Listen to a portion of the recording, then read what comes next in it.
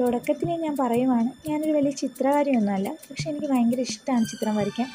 പണ്ട് ഒരുപാട് ആഗ്രഹിച്ചിരുന്നു ചിത്രം വരയ്ക്കാൻ പഠിക്കാൻ പോകണം എന്നൊക്കെ. അന്നത്തെ സാഹചര്യം കൊണ്ട് എന്തോ അത് നടന്നില്ല.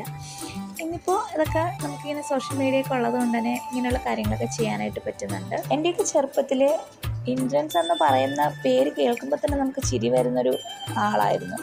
ഇന്നിപ്പോൾ നമ്മൾ ചിന്തിക്കാനുള്ള പ്രായമായപ്പോഴേക്കും നമുക്ക് ചിന്തിക്കാൻ തരത്തിലുള്ള കഥാപാത്രങ്ങൾ നൽകി അദ്ദേഹം നമ്മളെ ഒരുപാട് വിസ്മയിപ്പിക്കുന്നുണ്ട്.